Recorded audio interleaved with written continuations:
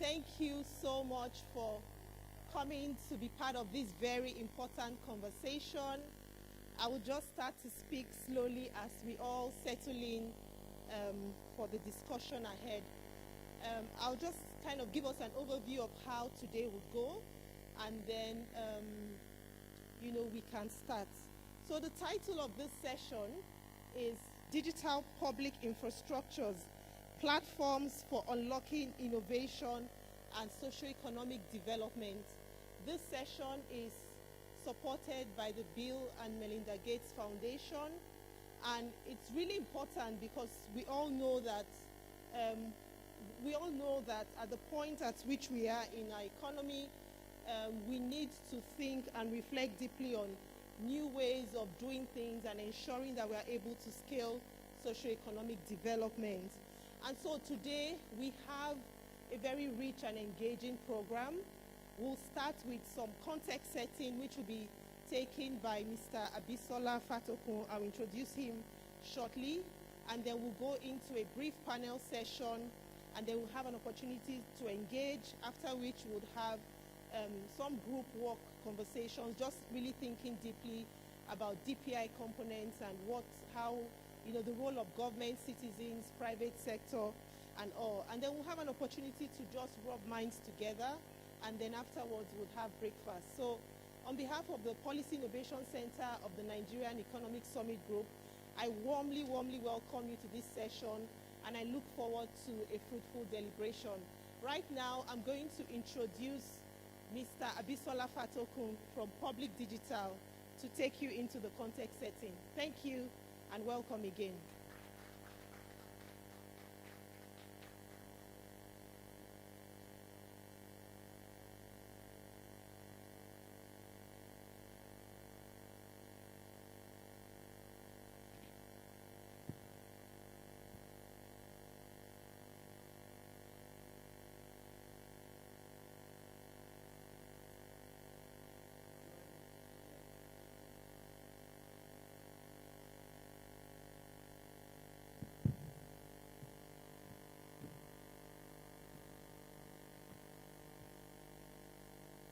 Thank you very much, Dr. Derizu. Good morning, everybody. My name is Abisola Fatokun. I better say that I stand on all existing protocol. I am Nigerian, but I'm not really from here, so forgive me if I don't fully understand all of the protocol. In September of this year, His Excellency President Bola Ahmed Tinubu and the Honorable Commissioner for Communication, Innovation and Digital Economy, Bosun Tijani, who is in a room nearby, as well as many other distinguished representatives from Nigeria, attended the G20 summit in India. They saw firsthand the progress that has been made by India in digital transformation. In fact, it's very often cited that the progress that has been made in India is the equivalent of about 46 years of development in just under 6 years. This happened because of the work they've done with digital public infrastructure. The visit definitely inspired some of the elements of the strategic plan in the blueprint that was published by the Honorable Minister on the 2nd of October. Last night, I was on LinkedIn, and I saw that the Honorable Minister had published a white paper just yesterday outlining his thinking on digital public infrastructure. I read it very quickly. It makes a lot of sense, and I would encourage you all to read it as well, because he makes the case for a centralized approach to DPI. There are the briefing sheets on your tables. You hopefully would have received it as well electronically, just giving a sense of DPI and what it is. But I'll just give you a definition which comes from the Digital Public Goods Alliance, DPGA. And in that definition, DPI refers to solutions and systems that enable the effective provision of essential society-wide functions and services in the public and private sectors. This is mostly, but not entirely limited to, digital forms of ID and verification, payments, data exchange, but also civil registration, information systems, and so on. It's essentially about building the rails on top of which business, government, and so on can build digital infrastructure at scale. And a country's digital public infrastructure may include implementations of multiple proprietary and open source technologies. They all mix very well in DPI. And I'll just give you some quick examples and then introduce the panelists to the stage because they are way more important than me. In India, there's a service called Aadhaar. It's the world's largest digital identity service with about 1.3 billion enrolled users. And in India, they've managed to also have 95% of the population enrolled, which is incredible. The chief economist of the World Bank, Paul Romer, described Aadhaar as the most sophisticated ID program in the world. And the effort started back in 2009. They made they learned a lot of things along the way to where they are today. And I'll just give an example. During the COVID-19 crisis, we saw firsthand how DPI can play a critical role for governments to deliver social assistance quickly and safely. Because it not only allowed governments to reach an unprecedented number of new beneficiaries, it actually also allowed them to make payments to them remotely. And you can imagine during that time, lots of people who needed to receive payments, but we all had to physically distance ourselves. And so the ability to be able to make those payments remotely became very important. But not only that, ability for those payments and payments exchanges generally to also happen in a cashless manner. This brought millions of people into the social protection and financial system for the very first time. The fact that many countries deliver their payments digitally meant that millions of people also opened an account for the very first time, which significantly accelerated financial inclusion. So I'm from I live in the UK. I was a civil servant until recently, so in my head I'm still British, but forgive me. So during the recent cost of living crisis, because of the war in Ukraine, the government decided to pay monies into people's accounts just to ease the pain. And I received hundreds of pounds in my account. But I really didn't need the money. I mean, I don't need it. But because there's no way for the government to actually be able to tell who is experiencing hardship and who is not, they just pay to everybody. Now, that's because it's so difficult to have identity and so many things connected in the UK, which India has leapfrogged, frankly, and we have the opportunity to as well here. In India, their UPI, the Unified Payments System, is a great example of government-to-people payments at scale.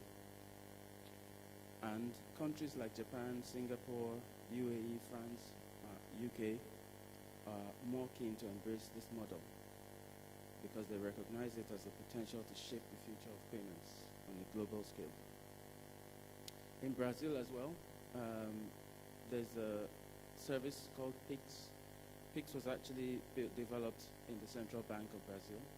It's massive, and it was built by just 10 people, if you believe it.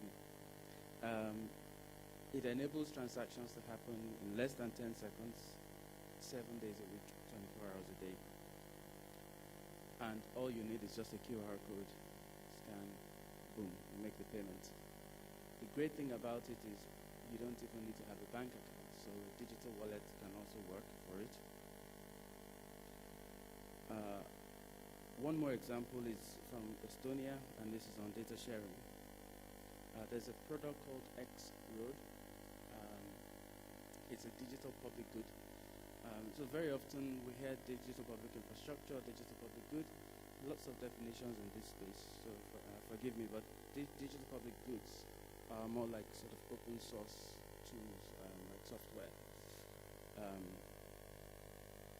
And with X-Road, Estonia was able to build a data sharing platform that enabled them to be able to scale a lot of services very quickly.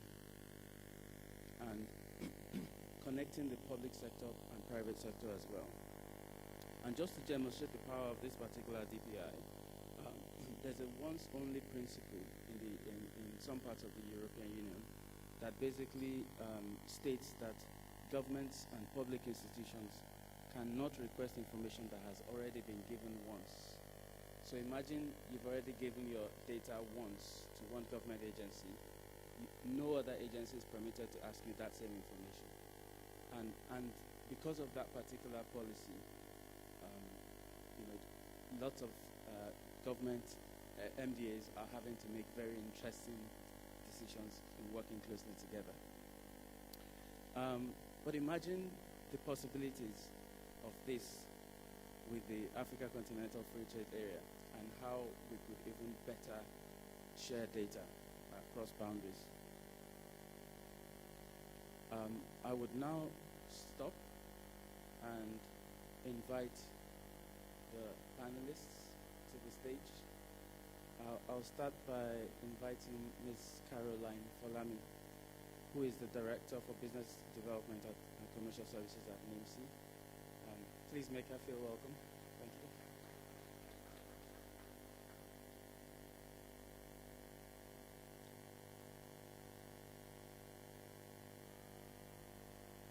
And then I'll invite as well Mr.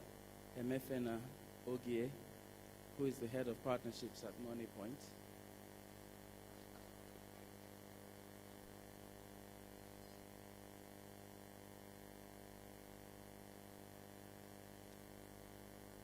And then we have Dr. Bayo Adekombi, the CEO of Data Science Nigeria.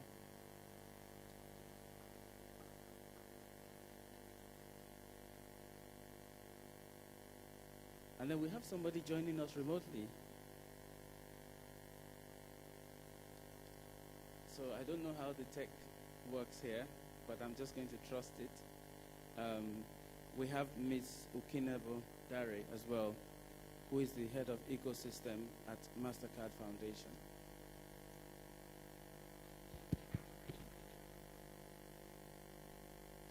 Are you there? Is she there? Excellent. Thank you. Thank you all. I'll take a seat next to you, if that's okay. Do you have microphones? Yes, I have a second one. All right, thank you.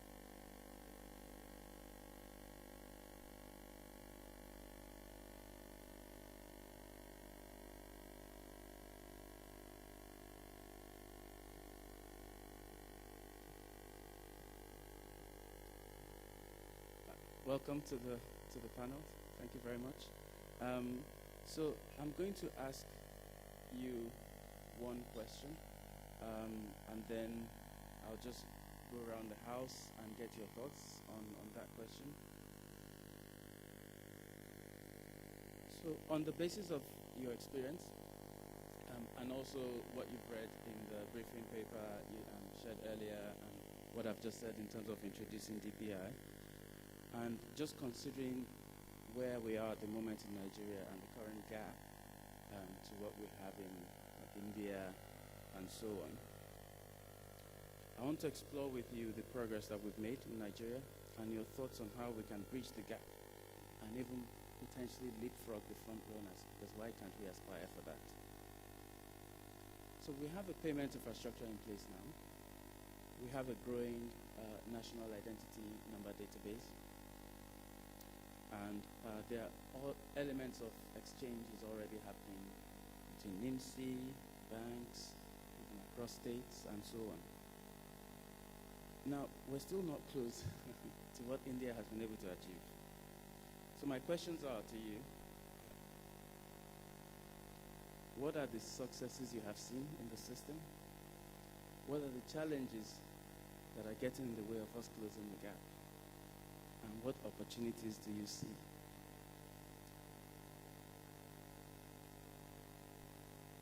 And if it's okay, Ms. Folami, could you start?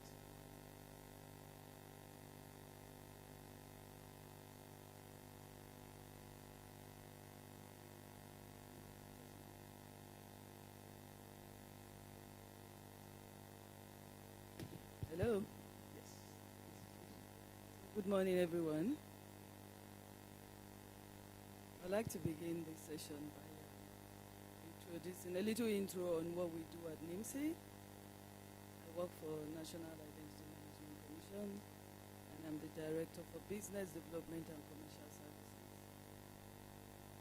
NIMSI runs around 4 main mandates. One, to establish the commission, which we've done, to issue each Nigerian and Nigerian diaspora an identity national number, to harmonize and integrate all databases, and lastly, to regulate. We also offer authentication and verification services. Our effort so far has yielded 103 million NIN, which is to say we've almost, if we talk about our total population, we can say that we're almost halfway there in terms of number of Nigerian citizens. And we are spread across the entire local government in Nigeria and in diaspora as well.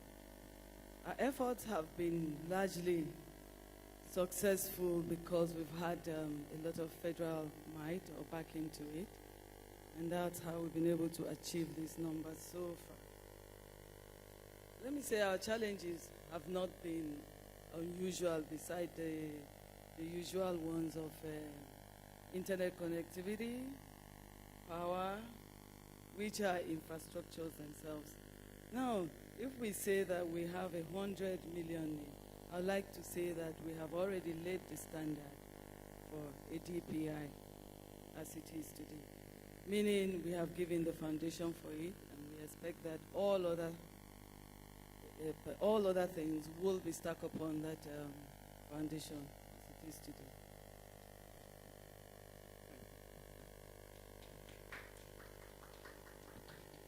And so I'm just going to ask,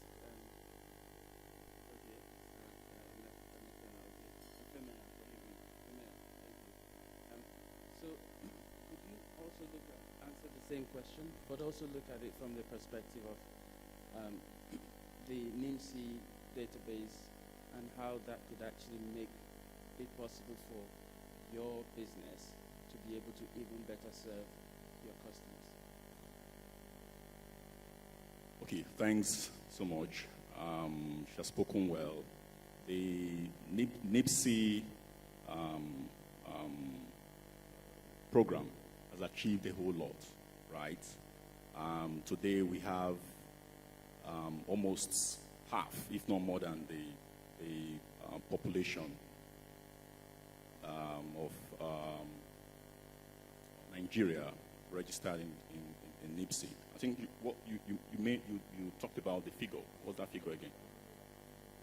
103 million. That is progress, right? But again, I want to look at it from another perspective. The population of Nigeria today is about 200 and something million, right?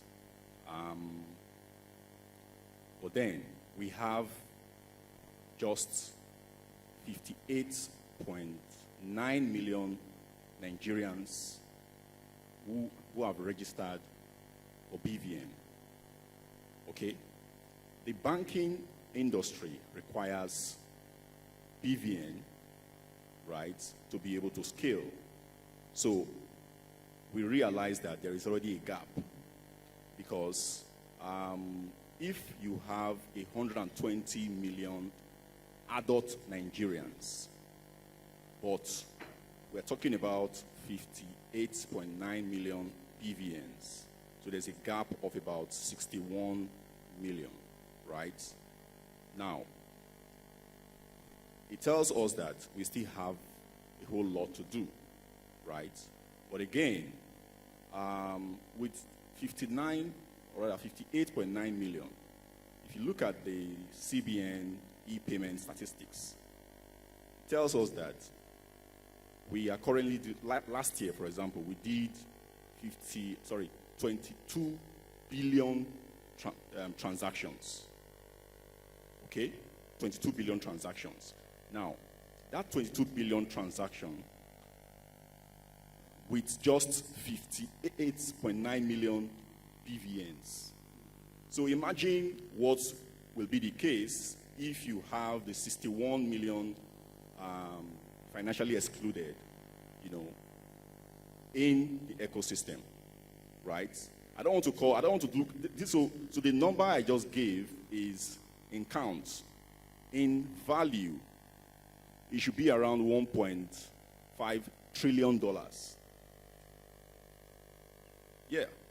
So the payment system in the country we have achieved achieved a whole lot, but we still have a long way to go. So, but again, there should be like harmonization between BVN and NIN, right? Because today, you want to access a service, and somebody is asking you for your NIN and asking you for your BVN, right? You just gave it an example of a country where once you give your data to any MDA, for example, no other government agency is allowed to ask you for the same data. So we need to close that gap such that, we are able to have a unified system where if I want to open an account, take my BVN, and that's all you need. Take my NIN, and that's all you need. If I want to register for, maybe I want to get my passport, right? Just take my NIN, because the NIN already has your biometric information. But today, if you want a passport, they will take your biometric information. If you want a driver's license, they will ask for your biometric information. So I think we should get to a stage where just one data point captures all the information, and we don't need to start replicating. Thank you. No, hold on to the mic. No, thanks for that. That's incredible. I was going to ask you a further question, which is, and people are listening, so be very open, because perhaps somebody who can make a difference is also listening. So what would you suggest or recommend can be done about unifying this? How can it be done? Okay, so first of all, because NIMSI has more data, right? It's just about building an API that will connect the BVN database with that of NIMSI, such that with the information they already have, NIPS, Nigeria Interbank Settlement System, who warehouses these BVNs, right, just calls that database, and you are updating you are enriching your database with more information, with more Nigerians having BVNs, such that if I don't have a BVN today, but I have NIN, right, all I need to do is, maybe with a consent, you just dial one code. You dial a code, and you're giving consent for NIPS to pull your NIN data into NIPS data, and then you have a BVN. So today, we've leveraged on the DPI, for example, to push payments. So we can also have that infrastructure serving this purpose, where all I need to do is dial a code. If you, just sitting down there now, if you dial *565*0, right, you get your BVN. Correct? You get your BVN. So why can't we just replicate this same infrastructure that is already in existence, to get a richer database? And then this would drive financial inclusion, right? Because if I don't have a BVN today, I am limited in terms of the type of financial transactions I can do. Okay, so let us assume that you now have a richer database with a wide BVN information. You would make a mark. Okay, thank you very much. So I'm just going to go online now to a Zoom panelist. Ms. Okinebo Adare, I'd like to also get you to chime in from the payment side of things as well. So what are your thoughts around what you've heard so far, and what are the challenges for you, and also what are the opportunities you're seeing?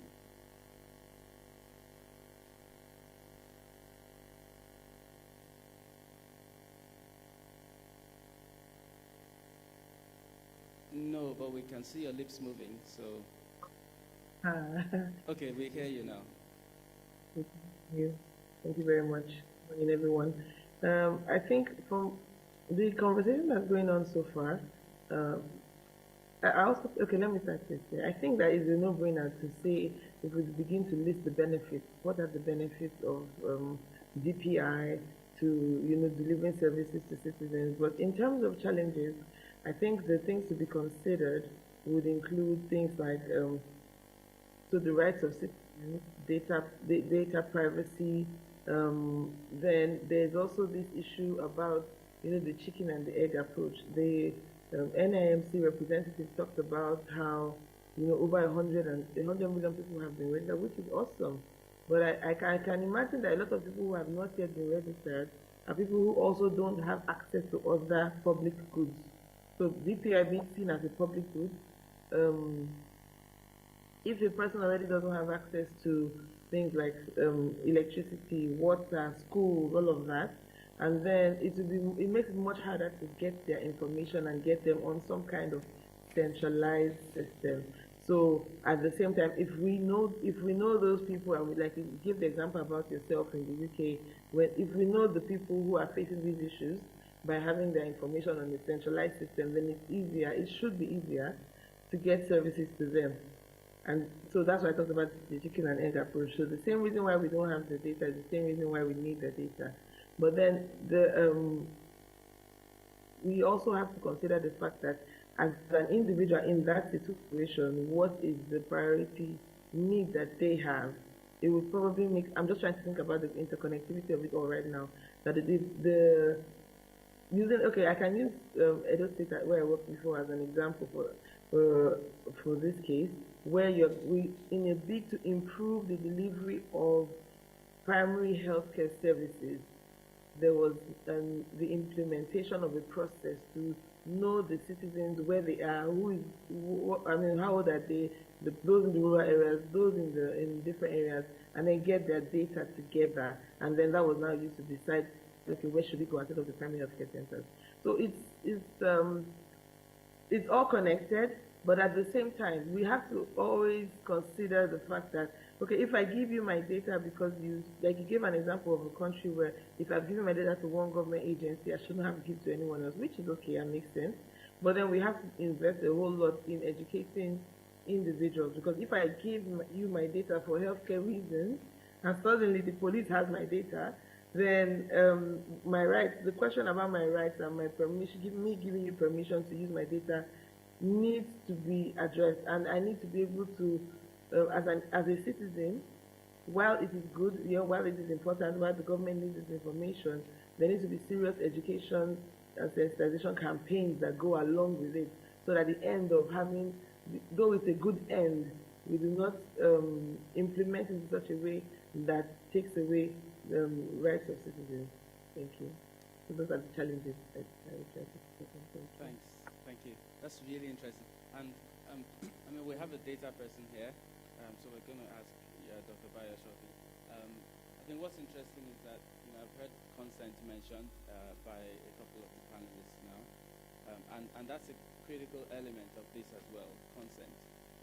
So, Dr. Bayo, just similarly, a question to you about what you're seeing at the moment, and I would also like you to apply the lens of consent as well to this. Thank you very much. Once again, good morning, and standing on existing protocol. I think we need to see the bigger picture of DPI. The question is, why do I have to start from the scratch in building some powerful transformational solution as a startup or as an innovator? Whereas we could have those platforms existing for anybody to build on. And that is what DPI does. Why should I build the airport because I want to run an airline?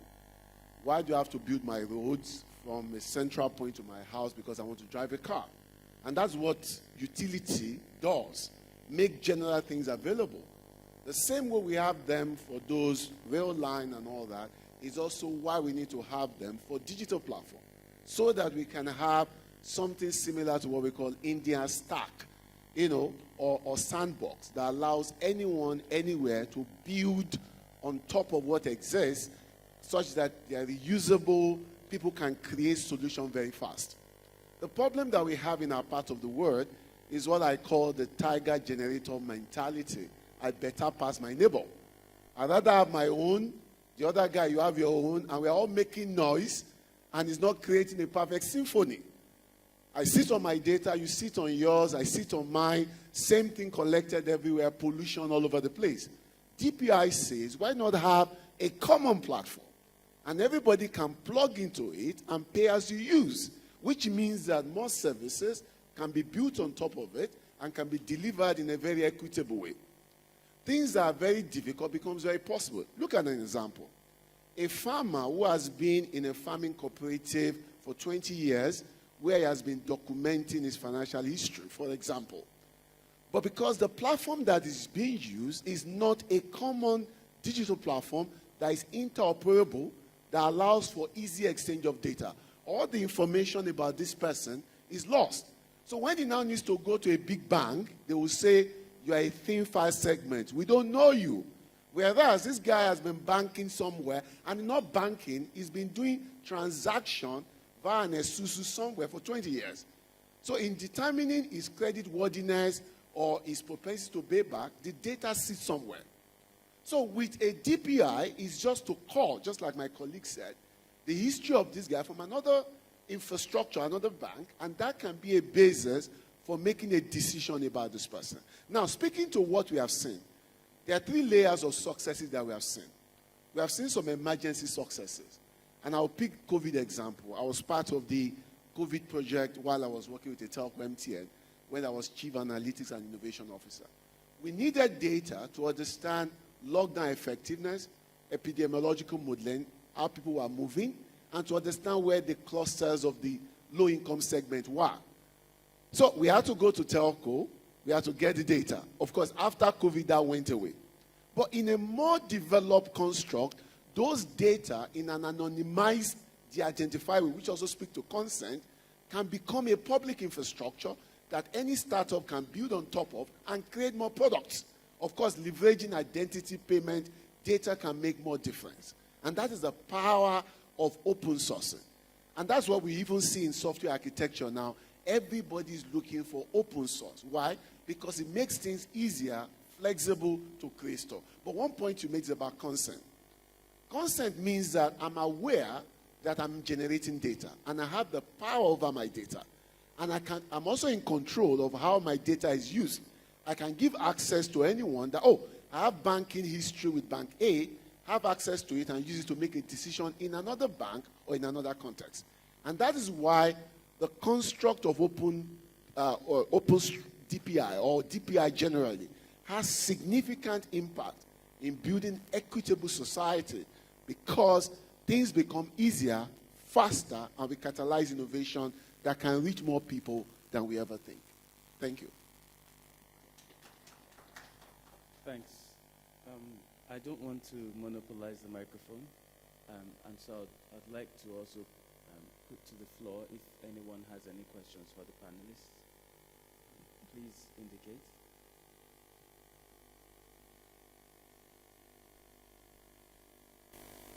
Okay, we have one question here.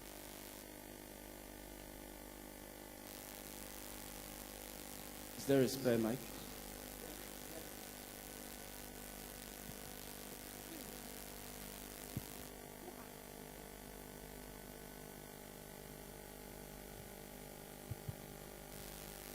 We know who you are, but would like you to introduce yourself, please.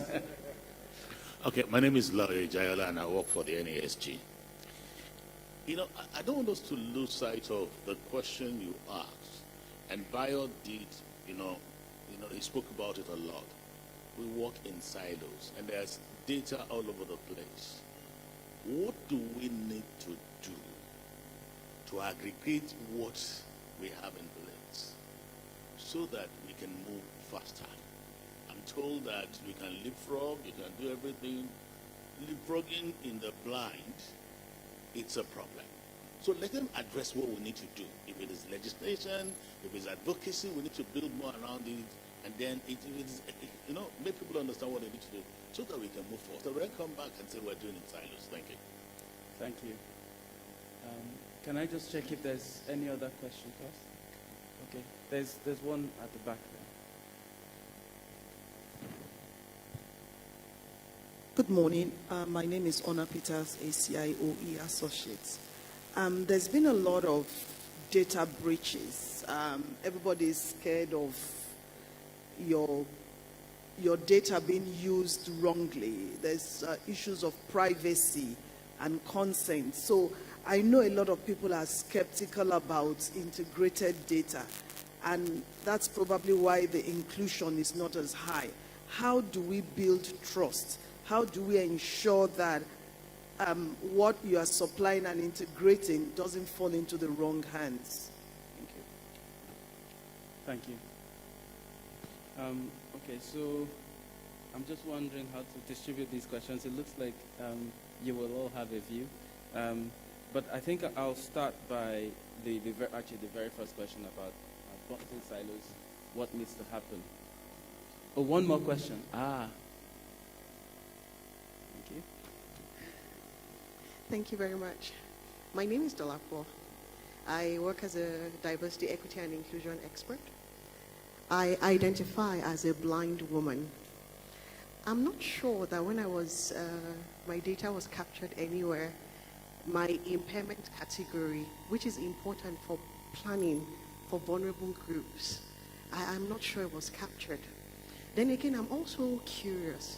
How do we make sure that when someone who has not met me, who does not know my capacity, but sees data about me that says I live with an impairment, does not now take a decision to exclude me from opportunities that I am interested in? Okay, thanks for the question. Right, okay. So, first of all, in terms of working across silos, looks like you've had an agreement between yourselves on which question you'll be answering. No? Okay. So I think I'll first go to Ms. Okenebo on the call. What do you reckon we can do about aiding cooperation across MDAs so that the silos can be burst and people can actually work closer together?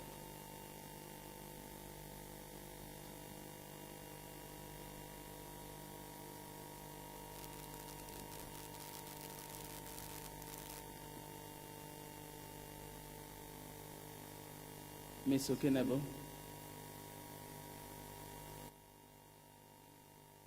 Hello? Okay, I think we hear you, Uki. Actually, can you hear me? Yes. Okay, I said I wanted to leave my video off because of my unstable internet connection. So, in terms of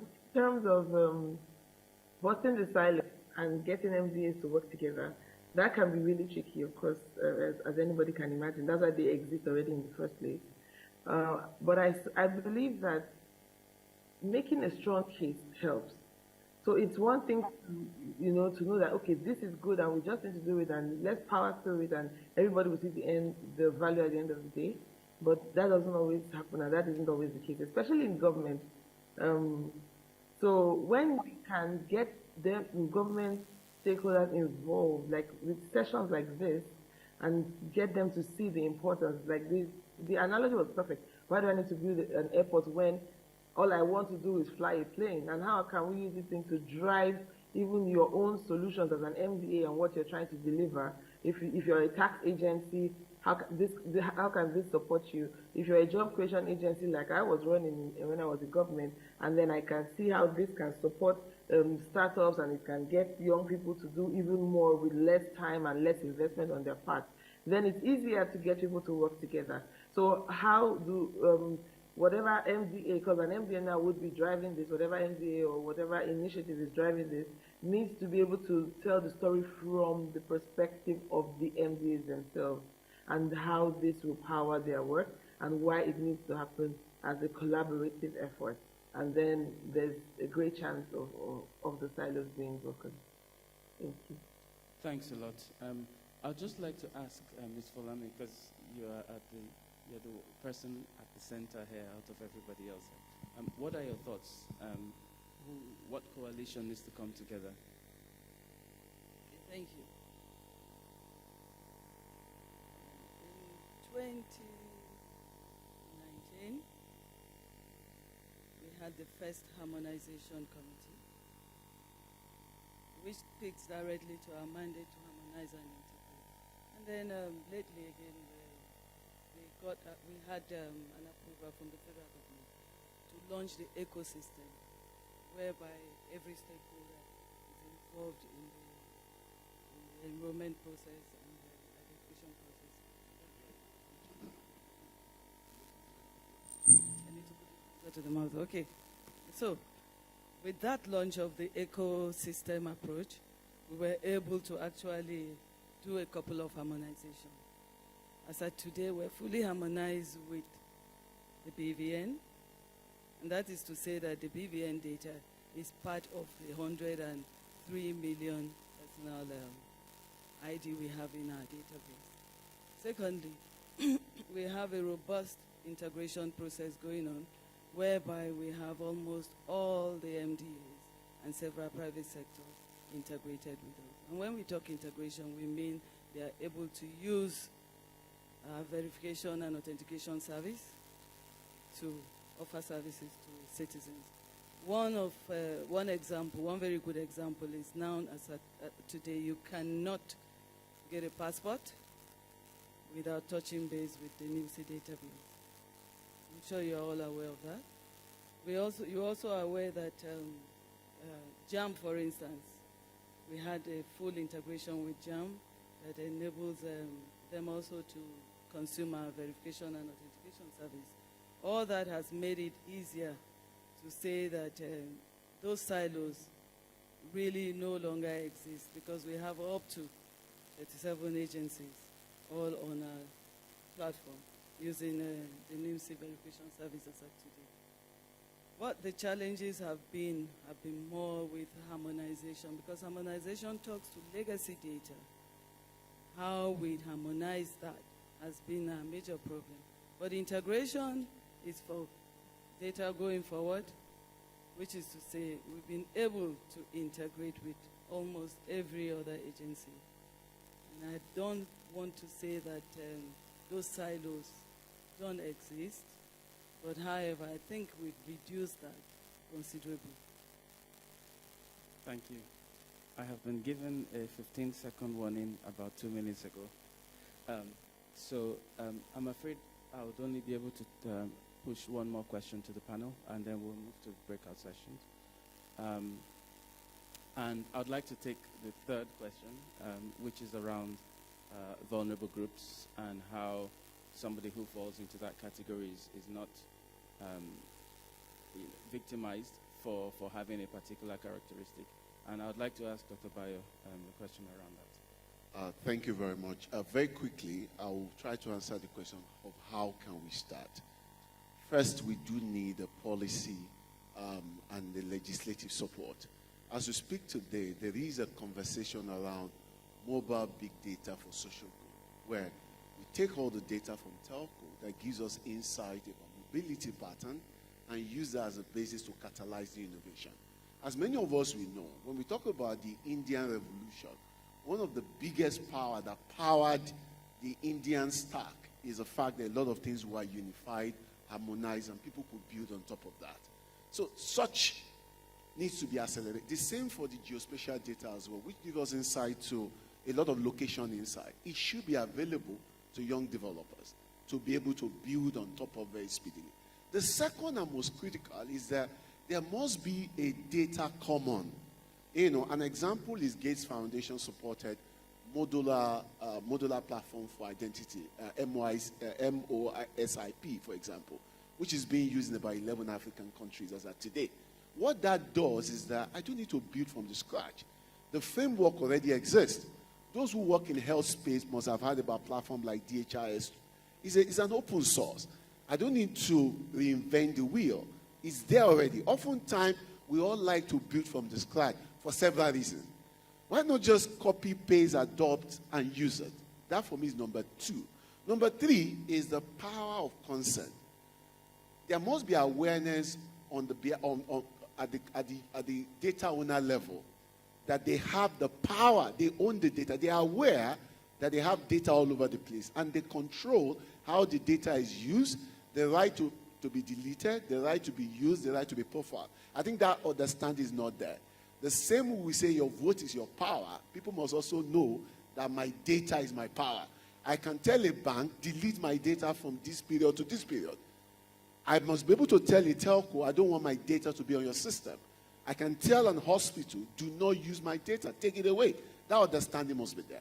And the fourth one is what we call fair use of data, where knowing you in a particular way, whether by gender or by special ability, must never be used as a basis for profiling you.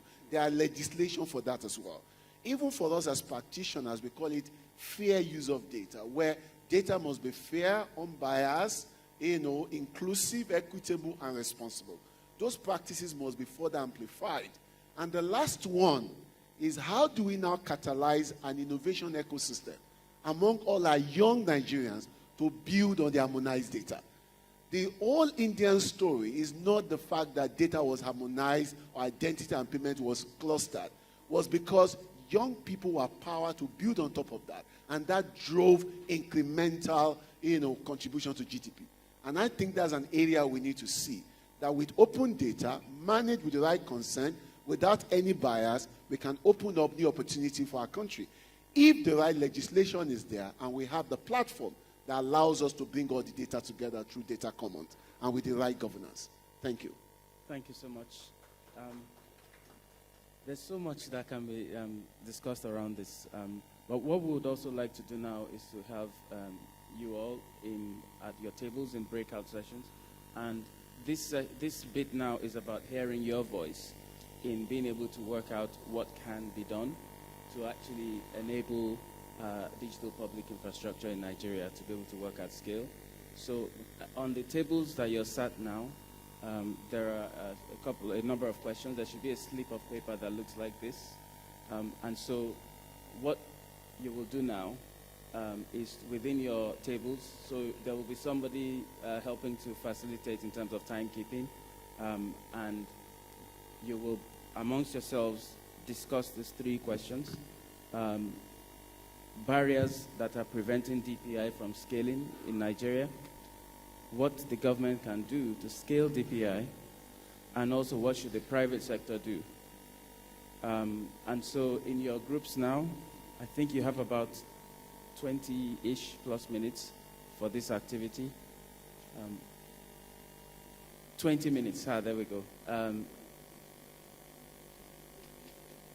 You can start, please. And please also note that you would need to get somebody from your table who will present the one thing that you have worked out can be done with any of those three questions to the rest of the House.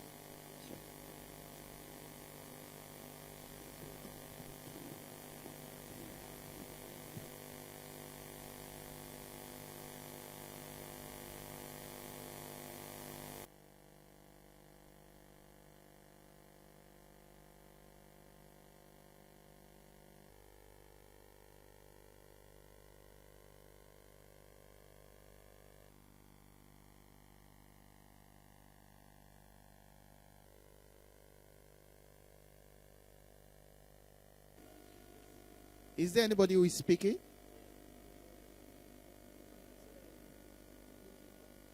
Okay.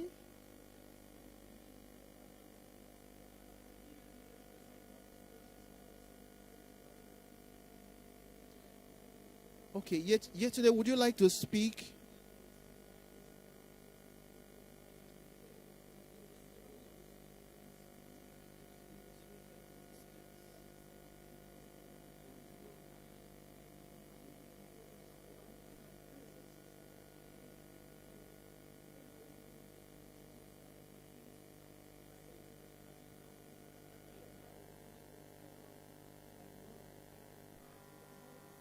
Good morning. Okay, please go ahead.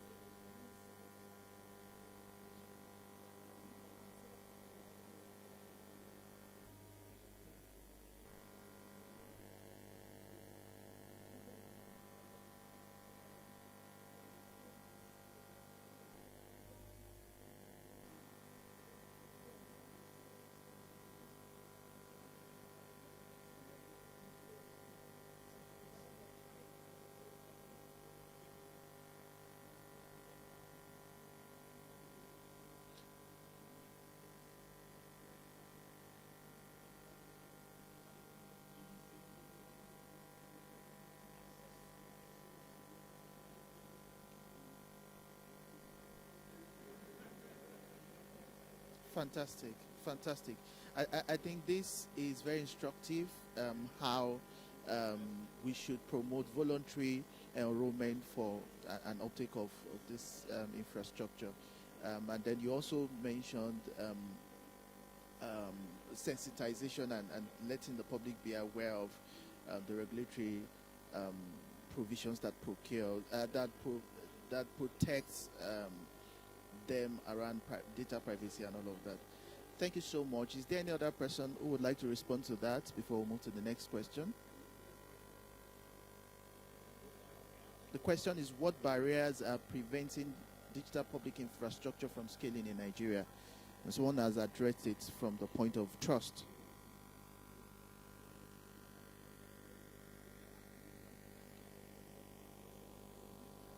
Okay, Mr. Bome, I see your hands raised. Would you like to speak?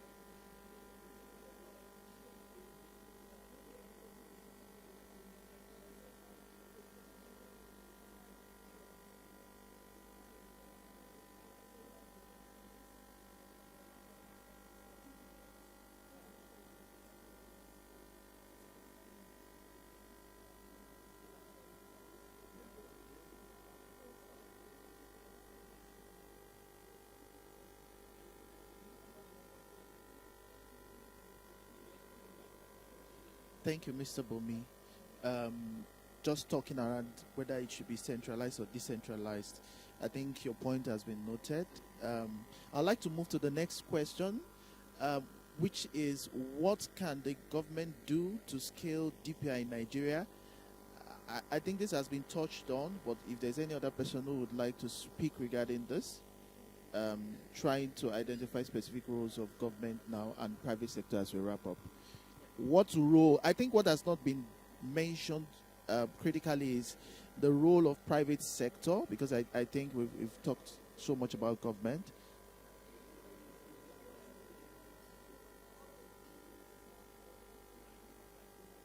Anyone to take that? What role should the private sector play, and what role should citizens play?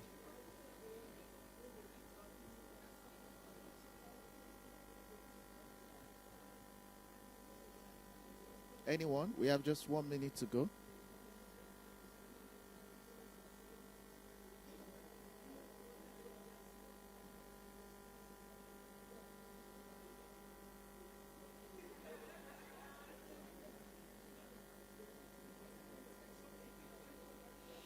Okay. Anyone? Private sector roles and citizens?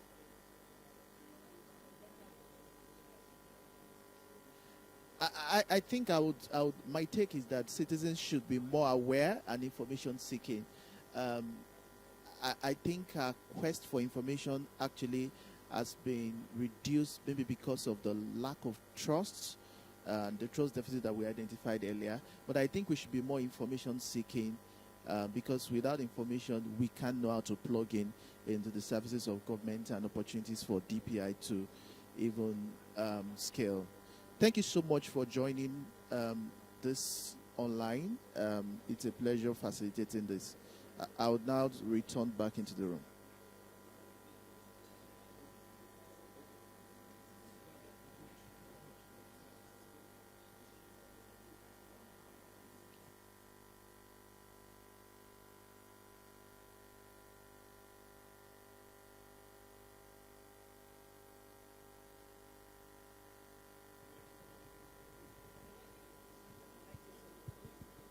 Hello.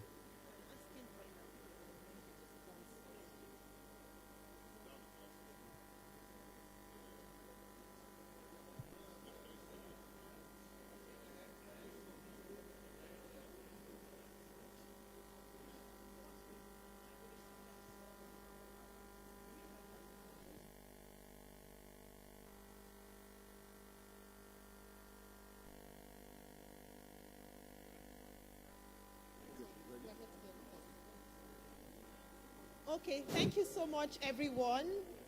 I know it's been really engaging, but we want to get your feedback. So we begin to put this all together. So can we round up as I count down in 30 seconds? Just put all your thoughts together. Let's start, just bringing this together. 20 more seconds. So the countdown starts. Yes. 20, 19.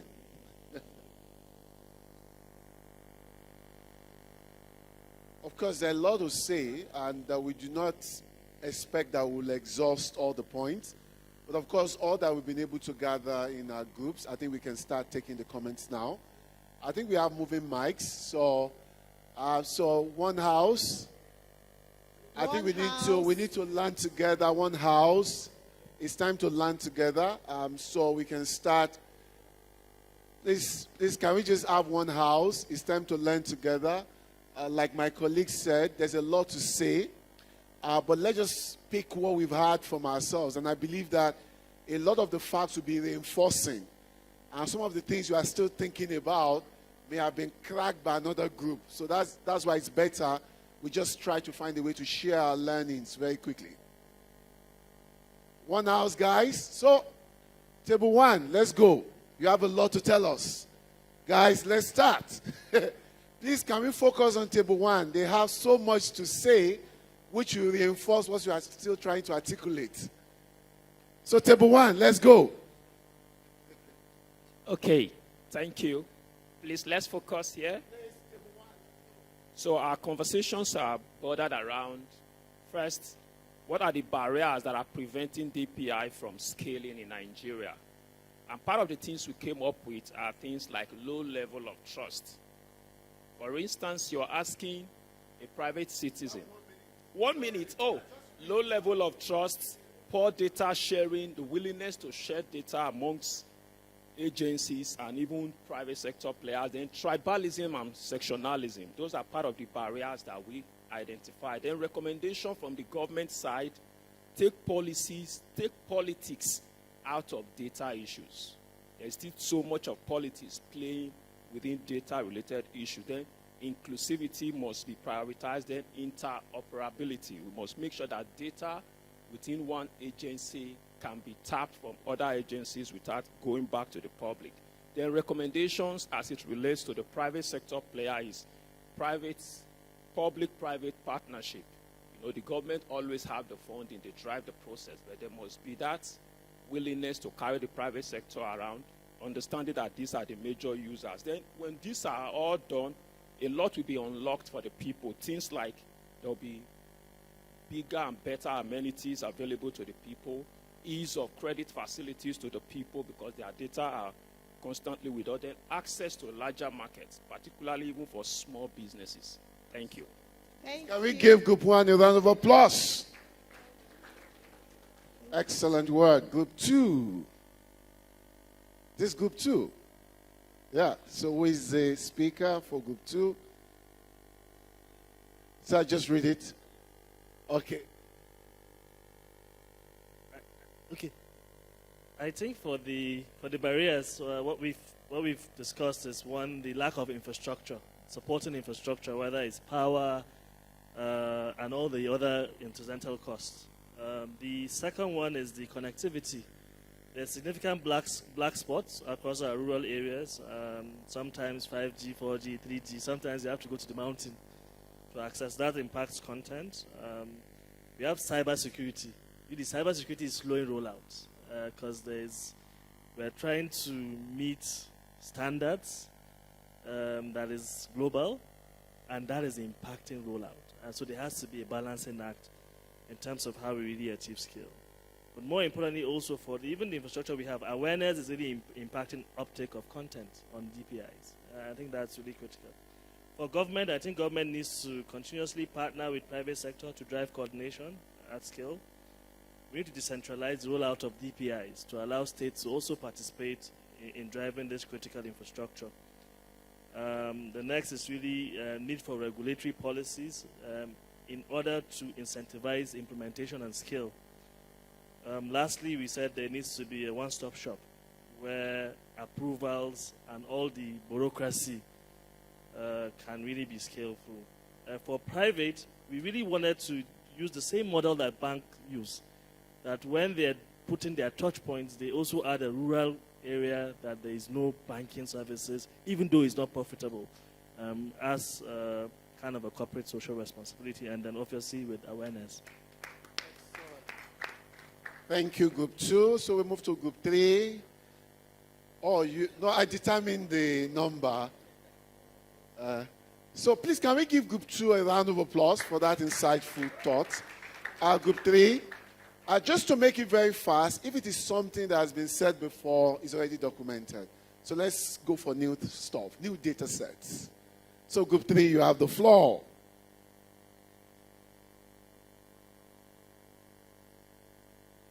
Thank you.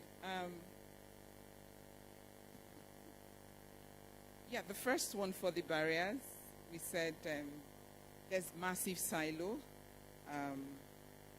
So we need to actually remove, this mentality, the silo mentality is actually affecting DPI from scaling in Nigeria. The second one is duplication of data, which are not correct, some of them. And then the elephant in Nigeria, which we talked about, authenticity of the data in the country. Not using the right people sometimes to enter this data. As such, we have a lot of data entered incorrectly, and that would mean going back to correct them. And again, honesty.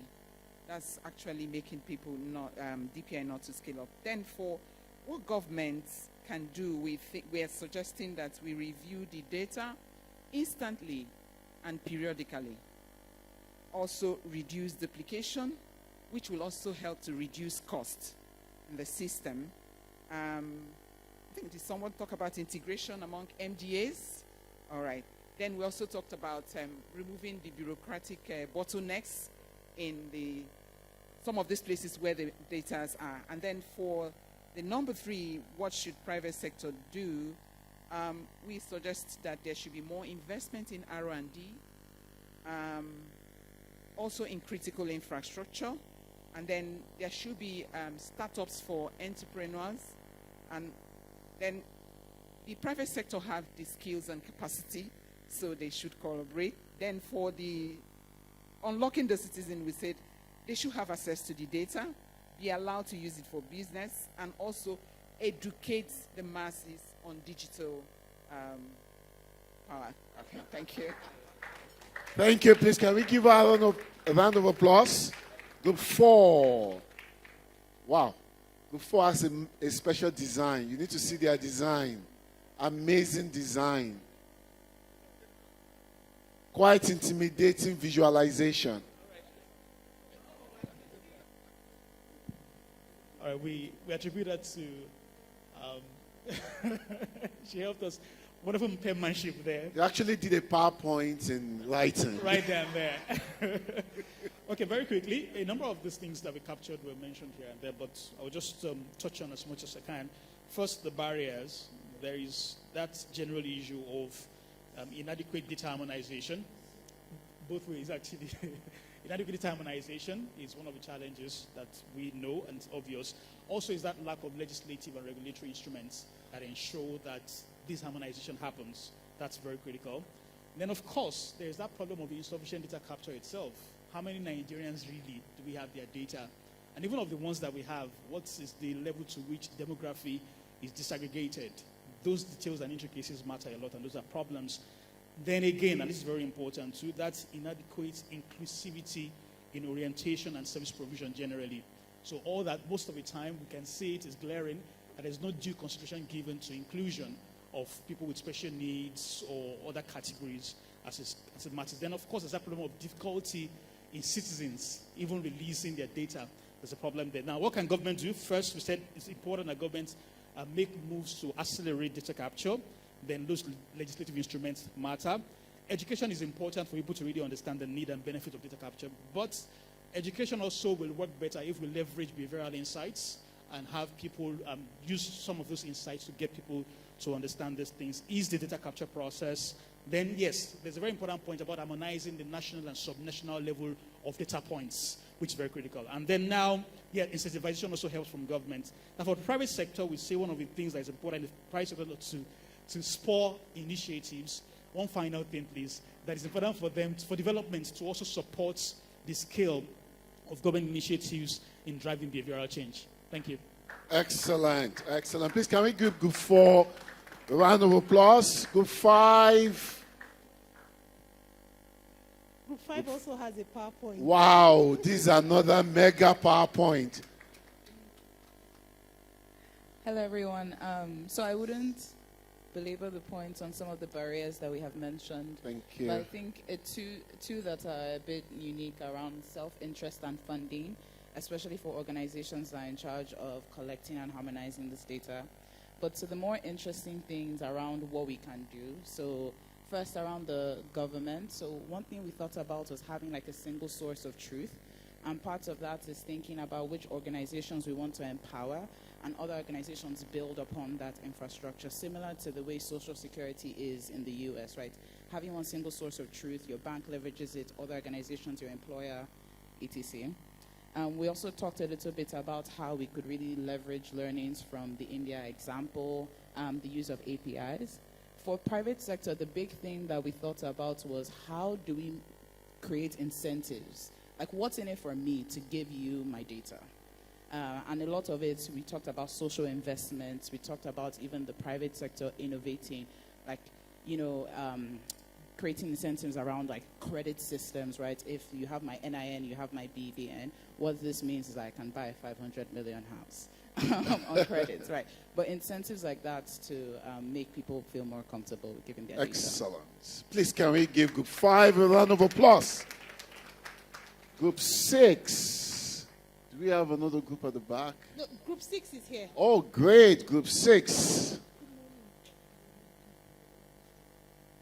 We're so excited we have the Honorable Commissioner for Science and Tech from Edo State. We're so honored to have you, sir. Thank you so much. Ours was pretty simple and straightforward. Yeah, our barriers was, first of all, the cost of deployment. It's costing the government and it's costing individuals a whole lot of money, especially with the dollar rates, to have to bring in equipment for DPIs. Then weak legislation. We need legislative backing to ensure that we scale. Then tedious methods of doing business. It's difficult, like I said, for us to have to import infrastructure. Poor utility, poor infrastructure, and weak leadership. Then what can government do? Like we said, yes, number one is legislation. And two, funding for states through waivers. States can be given waivers during importation to reduce the difficulties of having to bring in this equipment. Then inclusion. There must be awareness about what it is in it for the citizens, for digital inclusion. And then what can the private sector do? Can we extend access to undeserved communities through CSR? Can we include some more local content in developing these DPIs? How can we decentralize infrastructure from everybody going to Lagos to have, startups, everything is all happening in Lagos, while other states are not getting that benefit from private investment. So let's decentralize and synergize. Put some money in other areas, in some other states, and then let's have some kind of harmony. And that's about it for us. Thank you so much. Thank you so much. Any feedback from those online? Is there anyone who wants to share your thoughts about what you discussed online?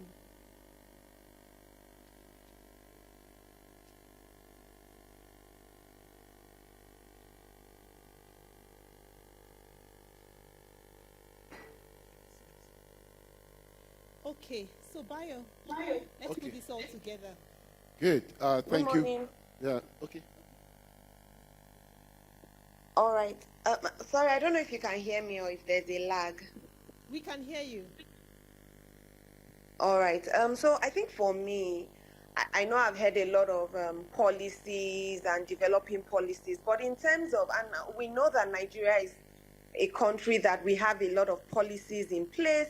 Can we also just look at the existing policies, look at the different acts that have been passed, and see how we can strengthen or also implement and localize those policies? Thank you, and over. Thank you so much, Dr. Yetunde. I recognize that voice. Okay, so Bayo, let's put this together in a minute. Yeah, thank you very much. Once again, can we just give ourselves a round of applause? Because all the points are reinforcing, they're so similar and related, which means that we're all working at the same knowledge, frequency. Clearly, we are all very clear there's need for foundational data and platforms. That is very clear. There must be that foundational data and platform, and everything must be done to make that accessible and available to all, including the waivers to bring them in, waivers to share, waivers to use together, and the need to also distribute it such that states can also drive their DPI agenda like open governance platform. So it shouldn't be centralized. What we have seen in power sector, for example, can also be done for DPI, such that it can be done at state level. That is very, very clear. The other thing is that we must break the silos intentionally between MDAs, even between private sector. We must be intentional, especially when we understand that data has so much power to give us, that we must be intentional to break it. Legislative instrument is a common theme that we have all reinforced. We need the right legislation, either by looking at what currently exists and look for the gap and find the fix to make that happen. Data quality, data accuracy, data validation, and data inclusiveness, especially in a way that it can be disaggregated to be representative and to truly capture the nuances of our people and the local context, such that it is usable to create value on a sustainable basis. That came true from everyone. And of course, for private sector, what is the need for them to share their data? Incentives. Incentives to the last user, incentives to the data owner. For example, give me your data to use for public good. What does that mean to me as a private sector? Does that mean that X percentage of my task can be taken off? So we need to understand those conditions that will make those who are sitting on large data set that can power DPI to have reasons to want to make the data available. Of course, cybersecurity is very key. If data will power so many possibilities, then the data must be saved. People must be aware that my data is in the right place. I'm not going to get a call one day and people telling me my identity has been stolen. I'm sure we're all familiar with stolen identity, where somebody else lives your life and you think you are alive. And yes, somebody is living your life. And one point that was made by another group is a single source of truth. We need that universal, one single identity that can cut across. And I think that's what NIN does, basically. NIN has that capacity to become our single source of truth. For private sector, two things were also clear. Can we see data donation as a form of CSR? That point was also very clear. I used to work in telco, and I know, managing, I work for two telcos, Pan-Africa. I know we sat on the largest chunk of data set that gives better insight, either financial, in terms of how people recharge, spend, gift money, or how they move and what they do. That has significant impact. So I strongly believe that data gifting or data donation as CSR is important. And for the people must know what they get. Access to market, right to use their data, and of course, credit. So much insight. Thank you so much, everyone. I hand over to my colleague, Osa, to take it further. Wow, that's so much has been discussed in the last 90 minutes. Can we just clap for ourselves? Well done, well done. And I'm not going to keep us any much longer, but just an opportunity to say a very big thank you to everyone who came today, online, on site, and was part of this very important conversation. We look forward to staying in touch. If you have filled the attendance form and indicated that we can continue the conversation with you, we're happy to do so. Thank you so much for coming. Permit me to specially acknowledge some visitors who came from outside Abuja for this meeting. The Honorable Commissioner, Digital Economy, Niger State, Honorable Suleiman Issa. You're welcome, sir. The Honorable Commissioner, Digital Economy, Science and Tech, Edo State, Honorable Ogbeide Isibo. Thank you for coming. Director ICT, Bauchi State, Engineer Moon Kaila. Director ICT from Gombe State, Engineer Biya. SSA to Kaduna State Government on ICT, Engineer Bello. Director General for ICT, Nasarawa State. Director General ICT, Sokoto State. Thank you so much, everyone, for coming. Breakfast is served. Please do have your breakfast, and then we can prepare to join the other NES sessions. I also want to specially invite us for a second session we have at 10:20. It's a showcase session, Edo State showcase session titled Tech Forward Governance, Catalyzing Sustainable Development Through Digital Transformation. Is at 10:20, Borno Anambra Hall. Yes. Okay, sir. Okay, I also want to acknowledge Director ICT from Edo State, Mr. Igbinedion. You're welcome, sir. Thank you so much. Plenary starts at 9. Breakfast is served. And we'd just like our guests to go and have breakfast. Thank you so much. This session, like I said earlier, was supported by the Gates Foundation. Thank you.